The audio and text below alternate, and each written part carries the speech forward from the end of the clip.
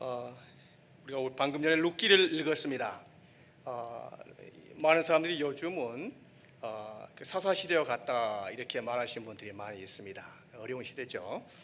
사사시대와 룻기는 관련이 있거든요. 왜냐하면 룻기 읽지 않았지만 저희들 1장 1절에 보면은 사사들이 치리하던 때에 그때 흉년이 드니라 이렇게 말했습니다. 그러니까 룻기가 기록된 배경은 사사시대인 것을 보게 되는 거예요. 사사시대.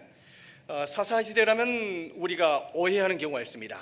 그 오해가 뭐냐면은 이스라엘 백성들이 있는데 외부의 침략 세력에 의해서 이스라엘 백성이 고통받고 있을 때 하나님께서 사사들을 보내셔가지고 이스라엘 백성을 구원해 주셨다. 많은 분들이 그렇게 이해를 하고 있거든요. 근데 그거는 이해하는 부분 중에서 한 일부분에 불과합니다. 그렇게 룻기와 사사기를 이해하면 안 됐죠. 이스라엘 백성들이 외부 침략 세력에 의해서 고통을 받았었던 그 원인이 있었습니다. 사사기는 모세와 여호수아가 죽고 난 다음에 하나님께서 모세와 여호수아를 통해서 말씀하셨던 그 계명과 그 말씀을 잘 지키지 못하는 이스라엘 백성들, 먼저 땅 정복에 실패를 했었죠. 사사기 1장에 보면은 모세를 통해서 또 여호수아를 통해서 말했었던 가나안 백성들을 다 쫓아보내라, 진멸하라는 말씀, 이게 언명이잖아요. 그런데도 불구하고 이스라엘 백성들은 유다 지파를 비롯해서 12지파가 그 하나님의 말씀에 순종하지를 못했습니다. 그래서 사사기 1장에 보면은 쫓아보내지 못했다는 말이 9번이나 나옵니다. 그러니까 여호수아가 죽고 난 다음에 이스라엘 백성들은 신앙을 포기한 거죠. 하나님을 전적으로 의뢰하지 못하고 그렇게 해서 가나안 백성들과 같이 적당한 타협을 할 수밖에 없었던 그러한 이스라엘 백성들이었던 것을 보게 되는 거죠. 전적으로 순종하지 못했을 때에 영토 문제에 있어서 이스라엘 백성들에게 곧바로 밀려오는 유혹과 어려움이 있었습니다. 그거는 신앙에 대한 도전이었어요. 그래서 가나안 땅에 있었던 이스라엘 백성들 그 유혹이 우상 숭배가 물밑듯이 들어왔습니다. 그 바알 숭배 사상하며 우상 숭배, 특히 그렇게 될 수밖에 없었던 혼인에 대한 문제, 모세 그렇게 언급했었던 혼인의 문제가 이게 이제 엉망이 된 거죠. 그래서 이방 족속들 우상 숭배자들과 같이 사돈 관계가 맺어지게 되기 때문에 가나안 땅에 있는 우상 숭배자들 함부로 할 수 없는 그런 어려운 상황으로 들어가게 된 거죠. 그러니까 적당히 타협할 수밖에 없는 거죠. 그래서 사사시대는 실패의 역사이라고 볼 수가 있습니다. 이스라엘 백성들의 불순종으로 말미암아 영토 문제의 실패, 영적 문제의 실패, 도덕적인 문제의 실패, 그 실패를 하나님께서 징계하시기 위해서 외부 세력에 의해서 고통을 가져다 주게 되고, 고통을 가져다 주면은 하나님께서 고통의 목적은 아니시잖아요. 이스라엘 백성이 깨닫고 하나님께 돌아오기를 원하시는 거 아니겠습니까? 그래서 이스라엘 백성들이 또 회개하죠. 아프니까 회개하는 거고, 회개하면은 하나님께서 사사들을 보내셔가지고 구원해 주죠. 그래서 하나님께서 주시는 그 은혜 가운데서 은혜의 기간이 지나가면 이스라엘 백성들도 금방 또 타락합니다. 잊어버리고 망각하고 나면은 또 죄를 짓잖아요. 또 죄 지으면 하나님께서 또 징계하시고, 이러한 범죄, 다음에 징계, 회개, 구원의 역사가 계속 반복적으로 진행된 게 350년이에요. 거기에 사무엘까지 합치면 사무엘의 마지막 사사라고 볼 수 있으니까 380년을 그러한 세월을 보내는 거예요. 사사기가 여러분 380년입니다. 그러니까 그 다람쥐 쳇바퀴에 도는 그 역사, 범죄, 징계, 회개, 구원, 이러한 역사가 380년 동안 진행된 걸 보면서 우리는 사사기를 통해서 보면서 답답한 마음을 갖게 됩니다. 아니 어떻게 저런 삶을 살 수가 있어요? 이스라엘 백성들이 하나님의 백성이라면 좀 깨달아야 되지 않나? 제대로 살고 이렇게 말할 수가 있겠죠. 그런데 사실은 알고 보니까 그런 사사기와 같은 삶이 바로 우리 자신의 삶이라는 거죠. 알고 보면은. 그래서 하나님께서 은혜를 주셨지만은 금방 잊어버리고 전에 지었던 죄 또 반복해서 지은 우리의 모습 보지 않습니까? 하나님께서 우리를 사랑하시니까 그대로 또 내버려두지 않죠. 징계하시죠. 그 징계의 미학입니다. 고통의 미학이죠. 그러면 우리는 금방 또 깨닫죠. 깨달으면 하나님께서 또 은혜 베풀어 주시고, 이런 어려운 상황 속에서 우리가 사사기 가운데에서 이 룻기가 나온다는 사실을 알아야 됩니다. 이 어려운 상황 속에서 하나님께서 한 가정을 우리에게 소개를 시켜주시죠. 그 가정이 바로 룻의 가정인 것을 보게 됩니다. 그래서 이 룻의 가정은 사사들이 치려던 때에 흉년이 들었습니다. 유다 베들레헴에서 살았다 그랬어요. 두 사람이 그의 아내와 그의 아들을 데리고 모압 지방으로 피신했다 그랬습니다. 이름을 정확하게 기록하고 있습니다. 그 사람의 이름은 엘리멜렉이요 그 아내의 이름은 나오미고 그의 두 아들의 이름은 말론과 기륜이니 유다 베들레헴 에브랍 사랍이더라 그랬겠습니다. 이 엘리멜렉은 이름이 엘리멜렉이잖아요. 해석을 하면은 하나님은 나의 왕이시다 이런 뜻입니다. The God is my king 이런 뜻이거든요. 사사기의 가장 큰 문제는 뭐냐면 왕이 없었으므로 모든 사람이 각각 자기 소견대로 행하였다 이거예요. 그러니까 사사기는 사람들이 왕이 없는 시대죠. 왕이 없다는 이야기는 모세와 여호수아 같은 왕의 지휘권을 가진 사람도 물론 없기도 했었지만은 하나님이 그들의 왕이 되셔야 되잖아요. 그런데 사람들이 하나님을 따르지 못하고 그의 자신의 생각, 그의 소견이 왕이 되는 거죠. 자기 생각에 좋은 것을 따라가는 거죠. 자기 생각이 왕이 되기 때문에 그에 따라가는 바로 그 시대라고 볼 수가 있거든요. 이 엘리멜렉이 베들레헴에서 난 유다 지파에 있었지만은 흉년이 되었을 때 그의 생각에 좋은 것을 따라서 모압 지방으로 가게 된 거예요. 결과가 어떻게 되겠습니까? 그건 하나님에 대한 신앙이라고 볼 수가 없잖아요. 그래서 그 결과는 10년 이내에 결정됩니다. 오늘 봤어요. 보니까 10년 이내에 모든 재산 다 탕진하고 나오미의 남편이었던 엘리멜렉 죽고 두 아들이 죽는 처참한 상황으로 빠지게 되는 거죠. 이것은 사사기의 한 단면, 한 가정에 미치는 영향을 말하고 있는 것이에요. 자, 이러한 상황 속에서 우리가 한 가지 살펴봐야 될 것은 유다 베들레헴에서 엘리멜렉의 집안이 그런 대로 살았던 것을 보게 돼요. 나오미가 우리가 베들레헴을 떠날 때는 풍요롭게 떠났었다. 풍족하게. 그렇지만 돌아올 때는 빈손으로 돌아왔다 이렇게 말하는 걸 볼 때 풍요롭게 살았었던 이 엘리멜렉의 집안인 것을 본데 이 엘리멜렉의 집안이 왜 그렇게 망하게 되는지 폐가 망신하게 되는지 우리는 그 이유를 한번 살펴보는 것이 필요합니다. 먼저 베들레헴이 어떤 곳입니까? 베들레헴은 우리나라 말로 빵집이라는 뜻이거든요. 베슬레헴이에요. The house of bread이에요. 빵집이에요. 베이커리죠. 그렇기 때문에 베들레헴은 아주 풍요롭고 아름다웠고 풍족한 그런 곳이었습니다. 그런데 이곳에 흉년이 찾아온 거죠. 하나님의 징계가 있었던 것으로 알게 되고 이 하나님의 징계의 원인은 이스라엘 백성들의 죄의 어려움이 있었다는 것을 우리가 알게 되는 것이죠. 이러한 상황 속에서 이 흉년을 피하기 위해서 이 엘리멜렉 집안은 모압 지방으로 이민을 가는 거죠. 모압 지방으로. 우리가 이민 가는 것에 대해서는 큰 거부감은 없잖아요. 그런데 모압 지방으로 이민을 갔다. 이거는 우리가 한번 생각을 해봐야 됩니다. 더구나 베들레헴에 살았던 유다 지파에 있었던 엘리멜렉이, 왜냐하면 이 모압은요 하나님과 언약 대적하는 그런 관계였던 것을 보게 돼요. 그래서 우상 숭배에 도가니였습니다. 그누신이라는 신을 섬기는데 그누신의 대표적인 것은 뭐냐면은 인신 제사를 받는 것이에요. 사람을 죽여가지고 불에 태워가지고 제사 지내는 그러한 풍토가 있었던 바로 그곳이 모압 지방에 있었습니다. 우상 숭배, 그것도 아주 잔혹한 우상 숭배가 있었던 그러한 곳이었거든요. 그러한 곳으로 가게 되는 거죠. 지난번에 모세가 출애굽했을 때 이제 가데스 바니아에서 바람 광야에서 오면서 이제 모압 지방을 통과하기를 원했었습니다. 그때 이 모압 왕 발락은 이스라엘 백성들을 저주하기 위해서 전쟁으로 안 된다는 것을 알거든요. 그래서 이제 그 일을 꾸미죠. 일을 꾸밀 때 발락을 동원해서 저주를 하려고 합니다. 근데 발람이죠. 이 발락 왕이 이 발람을 통해서 저주하려고 할 때 이 발람의 저주가 먹히질 않는 거예요. 영적 상황 속에서 하나님을 이길 그 신은 없죠. 그래서 안 된다는 것을 알고 특별한 방법을 고안해냅니다. 그거는 발람의 그 특별한 전술이 있었어요. 그것은 시딤길에서 고비스 사건을 일으킨 거죠. 모압 여자들, 처녀들 갖다 이쁜 처녀들 동원해가지고 그 축제를 벌리면서 이스라엘 백성들 남자들 유혹을 하는 거죠. 이렇게 할 때 이스라엘 백성의 남자들이 많이 그 모압 지방의 축제에 가가지고 나서는 이 모압 여자들과 같이 음행한 일을 벌이면서 이게 굉장히 큰 죄를 범한 경우가 있었습니다. 이것을 보면서 그 이스라엘 백성들이 하나님의 저주 가운데서 24,000명이 죽는 대사건이 참사가 벌어진 것을 보게 돼요. 그러니까 영적 싸움에서는 안 되지만 이 도덕적인 싸움에서 이스라엘 백성들이 패하게 된 거죠. 이 일로 말미암아 모세가 모압과 암몬 자손은 이스라엘 총회에 들어오지 못할 것으로 못을 박았습니다. 그러니까 모압 지방에 가서는 안 되는 거예요. 거기 가서는요.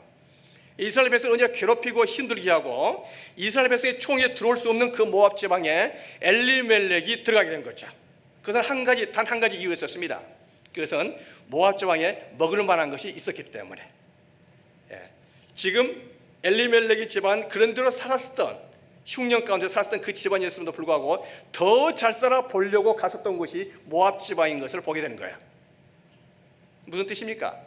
엘리멜렉은 하나님의 신앙을 찾아서 따라갔던 사람이 아니고 물질, 눈에 보이는 좋은 것을 따라서 물질의 풍요와 그 탐욕을 찾아서 갔었던 가정인 것을 보게 되는 거예요. 그래서 사사시대의 대표적인 그 가정의 한 면을 보게 되는 거죠. 하나님을 따랐었고 그 탐욕을 따라서 갔었던 그런 사람, 우리가 그런 사람을 한 사람 더 알 수 있습니다. 롯이죠. 여러분 롯을 아잖아요. 아브라함의 조카 롯입니다. 아브라함 삼촌이 너가 먼저 땅을 취하라. 내가 좌하면 나는 우하겠고 네가 우하면 나는 좌하리라. 이렇게 할 때 롯이 땅을 둘러보잖아요. 둘러볼 때 요단 들판을 보니까 거기에 물이 풍성했습니다. 들판의 목초기도 좋았었고, 그래서 이 롯이 선택한 것은 바로 그곳이었습니다. 그곳인데 롯이 선택했던 그곳, 그 선택의 배경을 우리가 알아야 돼요. 성경에서는 뭐라고 말하고 있냐면은 이 롯이 눈을 들어 요단 지역을 바라본즉 소알까지 온 땅에 물이 넉넉하니 여호와께서 소돔과 고모라를 멸하시기 전이었으므로 여호와의 동산 같고 애굽 땅과 같았더라 그랬습니다. 그러니까 이 롯이 풍요로운 그 요단들을 바라보면서 그것이 애굽 땅과 같은 풍요로운 땅이라는 것을 알게 되는 거예요. 그런데 문제는 뭐냐면은 그의 가치관이 바로 그것이 하나님의 동산 같다는 그 생각, 하나님의 동산과 물질의 풍요와 애굽 땅을 동일시하는 그 생각, 그래서 롯은 물질의 탐욕을 따라서 요단들을 가게 되는 거죠. 그의 가치관이 그였습니다. 신앙을 따라서 가는 게 아니었잖아요. 눈에 보이는 좋은 곳을 따라서 갔잖아요. 그러니까 결국은 어떻게 됩니까? 소돔과 고모라까지 가게 되는 거죠. 소돔과 고모라가 불이 탈 때 그의 모든 집안이 다 불이 타죠. 그의 아내도 죽고, 결국 롯을 통해서 큰딸과 작은딸을 통해서 모압과 암몬 자손이 탄생하게 되는 거죠. 비극으로 끝난 거죠. 우리가 여기에서 선택이라는 문제가 그렇게 중요하다는 것을 알아야 됩니다. 엘리멜렉의 집안이 물질, 탐욕을 따라서 갔다면 정반대의 사람이 있었죠. 같은 베들레헴에서 살았던 사람이 있었습니다. 바로 보아스였었습니다. 어쩌면 우리가 보아스와 엘리멜렉은 라이벌 관계에 있을 수 있었던 사람으로 볼 수 있을 거예요. 당시에 베들레헴에서 한 사람은 더 큰 물질적인 풍요를 따라서 어디로 갔습니까? 모압으로 갔죠. 그러나 보아스는요 베들레헴에서 머물러 있는 거죠. 하나님의 말씀을 철저히 지켰었던 보아스였습니다. 그 결과는 전혀 달랐습니다. 엘리멜렉의 집안은 망했지만 보아스는 그 베들레헴에서 아주 영향력이 있는 하나님의 사람으로 성장하는 것을 보게 되는 거죠. 우리 여전도의 회원 여러분, 또 여기 계신 여러분, 한 번의 선택은 많은 가치관, 신앙의 가치관이 집약해서 선택이 나옵니다. 그러나 그 결과는 너무나 큽니다. 우리는 물질을 따라서, 탐욕을 따라서 결정이 되는 것이 아니고 하나님의 말씀을 따라서, 하나님의 신앙을 따라서 선택하고 결정해야 될 줄로 믿습니다. 그것이 우리가 마음속에 품어야 될 중요한 문제입니다. 엘리멜렉의 몰락의 원인이 바로 거기에 있다는 것을 우리가 알아야 되는 거죠. 남편 죽고 두 아들 죽고 이 나오미는 어떻게 해야 되겠습니까? 이 나오미는 마지막으로 결정을 해야 됩니다. 우리가 만약에 나오미의 마음이라면 어떻게 했을까? 참 힘들겠죠. 그것까지 이민 가가지고 가산 다 탕진하고 남편 죽고 기둥 같은 두 아들도 다 죽고 혼자 남은 건 아니었습니까? 두 자분 남고, 여기에서 결정 또 중요하죠.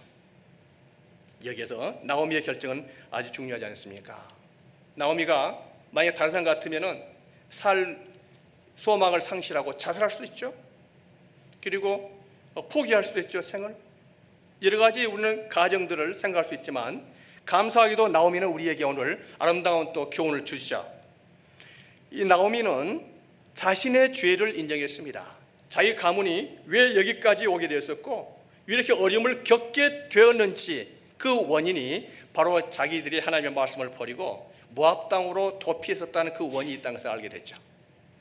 그래서 이것 때문에 하나님께서 징계를 하신다는 그 이유도 알고 있습니다.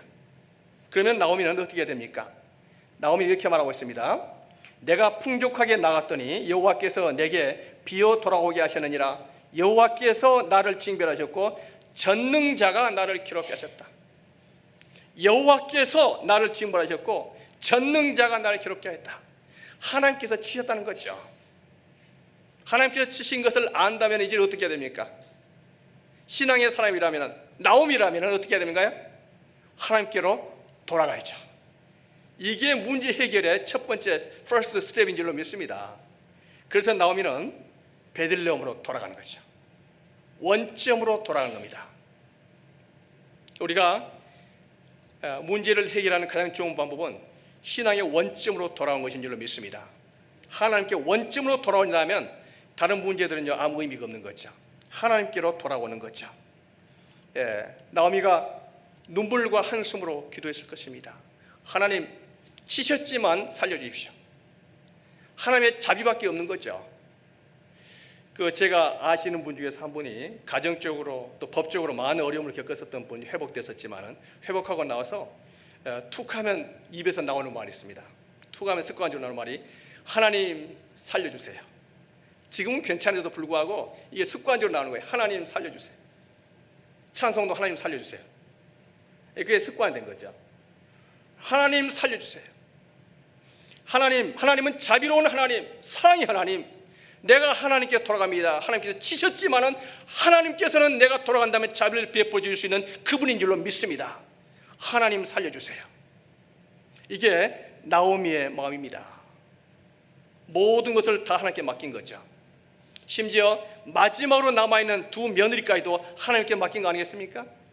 그래서 두 며느리에게 너희들 길 가라. 내가 너희들 돌볼 힘도 없고 소망도 없다 우리 집안은. 이렇게 할 때 자기 다른 루시의 동서는 오르바는 어떻게 합니까? 떠났죠. 여러분, 오르바가 나오미를 버리고 떠난 것에 대해서 우리가 비난할 수 있나요? 저와 여러분 같으면 다 망한 집안, 아무 소망이 없는 집안, 더 바라볼 것도 없는 집안, 아마도 오르바의 친정 엄마는 그냥 신발 벗고 뛰어나와서 부둥켜 안고 잘 왔다고 말할 거예요. 여러분은 안 말할 거예요. 오르바가 우리가 비난할 수 없습니다. 그런데 룻은 어떤 결정을 합니까? 룻은 이렇게 말하고 있습니다. 룻이 나오미에게 말하기를, 아까 우리가 성경 읽었잖아요. 어머니께서 가시는 곳에 나도 가고 어머니께서 머무시는 곳에 나도 머물겠나이다. 어머니의 백성이 나의 백성이 되고 어머니의 하나님이 나의 하나님이 되시리니 어머니께서 죽으시는 곳에서 나도 죽어 거기 묻힐 것이라. 이렇게 말하는 거예요. 그러니까 룻은요 모든 상황 속에서 개인적으로 인간적으로 본다면은 나오미를 떠나서 새로운 삶을 사는 것이 맞지만은, 그러나 룻은 그 새로운 결정을 하는 거죠. 나오미를 따르고자 결심을 하는 거죠. 우리가 여기서 곰곰이 생각을 합니다. 룻이 그의 전생애잖아요. 나머지 여생을 이 망해버린 집안의 나오미에게 더 바라볼 것도 없잖아요. 가면 고생만 하는 거 아니겠습니까? 그곳으로 가려고 결정을 냈었던 그 결정의 이유가 무엇이었을까? 룻이 그렇게 신앙이 좋은 사람이었었는가? 볼 때 저는 그것을 생각합니다. 엘리멜렉의 신앙과 나오미 신앙은 달랐을 걸로 보여요. 나오미의 지난 룻기에 나오는 모든 고백들을 보면은 철저하게 하나님에 대한 모든 걸 의탁하는 것으로 나옵니다. 하나님에 대해서 하나님. 그러면서 마지막으로 베들레헴으로 돌아가려고 하는 이 나오미의 마음이죠. 이것을 보면서 룻이 비록 모함년이 있었지만은 다 망해버린 이 집안의 시어머니인 나오미를 통해서 알게 모르게 신앙의 위험을 보는 거예요. 망해버린 집안이지만, 아무것도 남아있는 것도 없는 집안이지만, 하나님께 징벌을 받았었던 집안이지만은 나오미는요, 그의 신앙을 굳건하게 유지하고 하나님을 바라봤었던 그 견고하고도 위험 있는 신앙이 그의 며느리를 감동시키는 거죠. 저런 신앙이라면은 앞으로 내가 이 시어머니에게 내 인생을 맡길 수도 있겠다 하는 그러한 마음이 룻에게 있었을 걸로 보입니다. 저는 여기에서 우리 여전도의 회원님들에게 그걸 말씀드리고 싶어요. 우리의 신앙에 다른 사람들에게 영향력 있는 그 위험이 있어야 될 줄로 믿습니다. 비록 힘들고 어렵고 가정이 이렇게까지 처참하게 무너질 수 있는 상황이 되었음에도 불구하고 하나님을 바라보는 그 신앙의 위험, 그것이 룻을 감동시키는 거죠. 그냥 번복되어지고 결심은 그냥 흩어지고 저 사람이 과연 신앙인이냐 하는 그러한 것이 아니잖아요. 우리가 우리의 신앙을 통해서 주위에 있는 사람들, 우리의 가족들 변화시킬 수 있는 신앙의 사람들이 되기를 축원드립니다. 이렇게 할 때 이 룻이 하나님의 그 믿음을 따라서 나오미를 따라가죠. 나오미를 따라가는데 이 나오미가 그렇게 시원하게 했었던 것은 또 한 가지 이유가 있었던 걸로 저는 이렇게 확인합니다. 뭐냐면은 이 룻의 나오미에 대한 그 애틋한 사랑이에요. 그 자비죠. 하나님의 사랑이 있다면은, 하나님께서 계시다면 이 나오미의 믿음을 저버리지는 안 되잖아요. 그렇다면은 이 나오미에게 하나님의 사랑과 자비가 흘러갈 수 있는 그 방법과 그 길이 어디에 있을까? 이 처참하게 힘들게 망가져 있는 이 가정의 나오미를 그대로 버려두고 갈 수 없는 이 룻의 마음, 이 책임의식, 이거는 하나님의 자비와 하나님의 사랑을 깨닫는 사람의 기본적인 마음이라고 보입니다. 우리는 얼마나 많은 경우에 자기의 편리할 대로 자기 이익을 따라서 따라갑니까? 더구나 자기 인생이 걸리는 문제라면 더 심각해질 수 있지 않겠어요? 그러나 룻은요, 이 나오미를 참아 버리고 갈 수가 없는 거죠. 신앙의 사람, 마지막 하나님을 바라고 있는 사람, 이제 어머니를 통해서 시험을 통해서 나도 신앙을 갖게 되었잖아요. 이 시어머니를 버릴 수 없고 하나님, 나오미의 하나님이 나의 하나님이고 나오미의 백성이 나의 백성이 되리라 하는 최종적인 결심과 결단을 룻은 하게 되는 것이죠. 그렇다면 이 결심과 이 결단을 누가 볼까요? 보는 사람이 있을까요? 보는 분이 계실까요? 하나님이 아시죠. 그의 인생을 걸고 나머지 인생을 하나님 때문에, 또 하나님의 법 때문에, 하나님의 진리 때문에 이 나오미를 선택한 이 룻의 마음을 하나님께서 보시죠. 그러면 하나님께서 이 룻에게 은혜를 베풀 수 있는 방법 또한 있지 않겠습니까? 누구를 통해서 이 하나님의 자비와 하나님의 사랑이 흘러가게 됩니까? 바로 하나님께서 준비해 주셨던 한 사람 보아스가 등장을 하게 되는 거죠. 하나님께서 이 보아스를 준비해 놓으신 거죠. 이 보아스는 베들레헴이 아무리 흉년이 되었다 한다 할지라도 그 자리를 지켰던 사람이 있었습니다. 하나님께서 이 머물러야 할 그 땅, 약속의 땅, 바로 그 베들레헴, 앞으로 메시아가 탄생할 그 베들레헴을 떠나지 않았었던 보아스였었죠. 흉년이 있었습니다. 저도 시골 출신이기 때문에 옛날 농사 지으면 어렸을 때 우리 엄마 아버지가 제일 나중에서 이렇게 보리이삭 하다 보면 제일 나중에 저보고 따라오래. 망태 하나 짊어지고. 왜냐하면 떨어지는 이삭 하나하나 다 집어가지고 한 톨이 떨어지면 안 되는 거예요. 다 주워가지고는 다 걷어와야 돼요. 그게 얼마나 귀합니까? 그런데 성경에서 하나님의 말씀을 레위기에서는요, 떨어진 이삭은 줍지 말라고 말하는 거죠. 왜 그럴까요? 그 이삭을 따면 누가 주울 수 있어요? 과부와 고아와 가난한 사람들이 주워다가 그 식량으로 삼는단 말이죠. 하나님의 자비는 하나님의 사랑을 흘러가야 되는 거예요. 바로 이 사사이와 같은 어둠의 시대에 이 하나님의 말씀과 하나님의 율법을 그대로 지켰었던 한 가정이 있었는데 바로 보아스의 가정이었다는 거죠. 이삭을 그대로 넣어버려 두라는 거죠. 그래서 가난한 사람과 고아부가 와서 그 이삭을 집어가라는 거죠. 그래서 보아스는 하나님의 사람이었던 것을 보게 됩니다. 어두운 시대에 찾아보기 힘든 하나님의 사람 보아스와 같은 그런 사람이 있었죠. 하나님께서 이 보아스의 집안을 사랑해 주시죠. 거기에 따른 보상을 줄 수 있지 않겠습니까?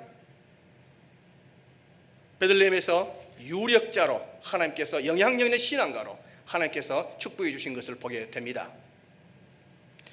엘리멜렉과는 정반대의 길을 걸었던 그런 사람이죠.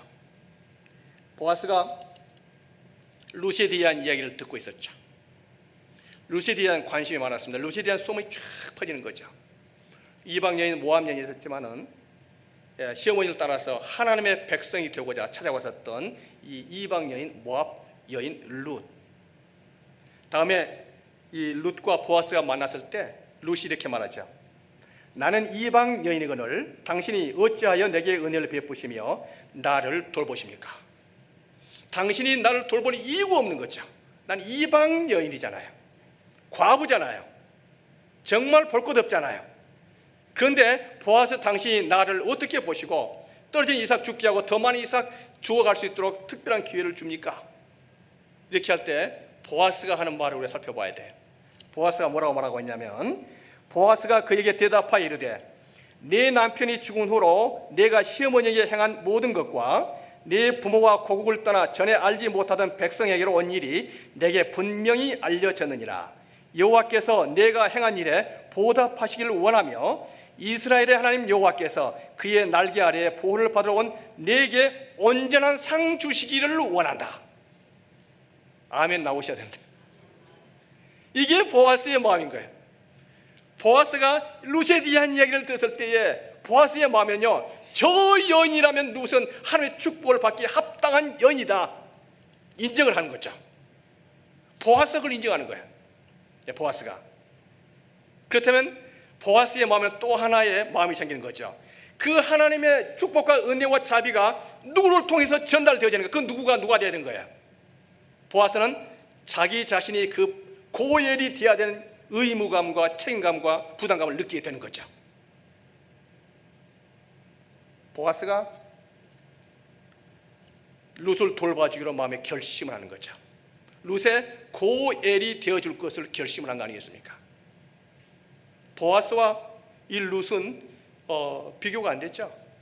룻은 다 망한 집안에 과부였었고 더구나 모압 여인 이방 여인이 아니었습니까?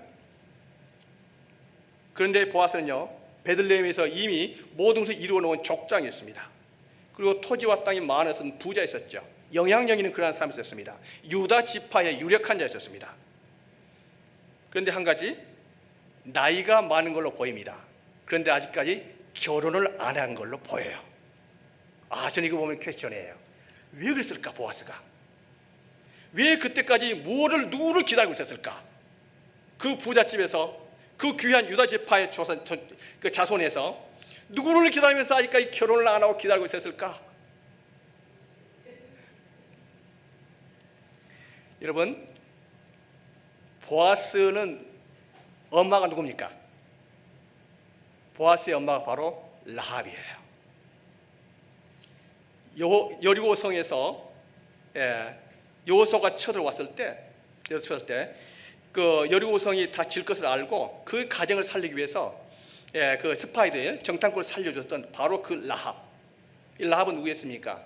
기생이었었고 그다음에 여사제였었거든요. 그러니까 여리고성에 있었던 가장 천한 이방인이 있었던 더구나 이방 신의 사제였었고 기생이었잖아요. 그 기생 라합이 당시의 스파이였던 살렘과 결혼해서 보아스를 낳은 거예요.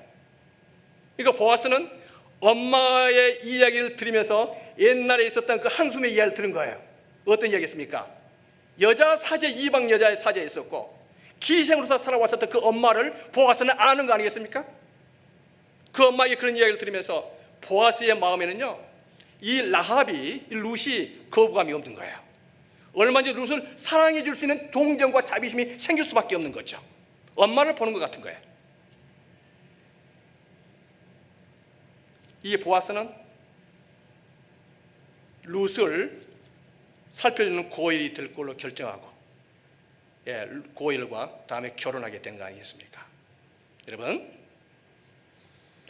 우리가 아름다운 이야기입니다. 이 룻은 몇 장 안 되는 이야기지만은 단편 소설 같은 이야기지만 그 속에 풍성한 하나님의 은혜가 숨어들어 있습니다. 사사시대가 어두움에 캄캄한 어둠이 있었고 타락의 시기였지만 그 가운데서 한 가정과 한 가문이 이어지는 하나님의 앞으로의 촛불을 밝혀주는 그러한 시대를 우리에게 앞으로 말해주는 것 아니겠습니까? 이 보아스의 고엘됨으로 말미암아 이 가정이 살아나고 룻을 통해서, 보아스와 룻을 통해서 누가 나옵니까? 바로 다윗이 나오게 된 거예요. 다윗의 증조 할머니가 되는 거죠. 다윗을 통해서 누가 나옵니까? 예수 그리스도가 나오게 되는 거예요. 메시아가. 그래서 이 아름다운 가정, 보아스와 룻과 이 나오미의 신앙을 통해서 하나님의 아름다운 역사가 이어지는 것을 보게 됩니다. 여러분, 우리 안에서 하나님의 자비한 사모함을 이룰 수 있는 그러한, 아까 우리 기도하신 분이 말씀하시는데 그 행함이 부족하다고 그랬잖아요. 그 행함은 어쩌면은 오늘 당장 해야 되는 수없이 찾아오는 그 결심과 그 결단, 선택의 문제 있을 수도 있습니다. 그 선택의 문제라는 것은 내가 좋은 대로 행하는 것이 아니라 하나님이 나에게 뭐라고 말씀하시는 건가, 하나님의 뜻이 무엇인가, 하나님의 뜻을 찾는 그것으로 갈 때 하나님께서 그 마음을 부끄럽게 하지 않을 줄로 믿습니다. 룻을 하나님께서 보아스를 통해서, 또 보아스의 그러한 하나님의 자비에 대한 흐름 통해서, 흐리하는 하나님의 역사를 통해서 하나님의 나라는 하나님의 자비로 이루어집니다. 그 속에서 이 보아스의 가정, 이 룻의 가정처럼 아름다운 하나님의 은혜와 축복을 받는 여러분 되시길 축원드립니다. 우리에게 위대한 고엘이 있습니다. 우리가 영적으로 폐가 망신해서 완전히 전멸했을 때, 더 이상 일어날 힘이 없을 때 우리에게 고엘이 되고자 이 땅에 오신 분이 계십니다. 그분을 십자가에서 그분의 피를 다 쏟으시고 우리를 값주고 사셨죠. 우리의 영원한 고엘, 위대한 고엘 예수 그리스도인 줄로 믿습니다. 예수 그리스도께서 우리를 사주시고 하나님의 은혜의 반열에, 룻을 갖다 유다 지파의 반열에 오르게 한 것처럼 우리를 하나님의 백성의 반열에 오르게 하신 우리의 위대하신 우리의 하나님, 우리 주 예수 그리스도의 우리의 고엘인 줄로 믿습니다. 은혜가 감사하고 사시는, 그래서 하나님께 충성하시는 저와 여러분, 또 우리 서문교회 여전도에 되시기를 축원드리겠습니다. 아멘. 기도드리겠습니다.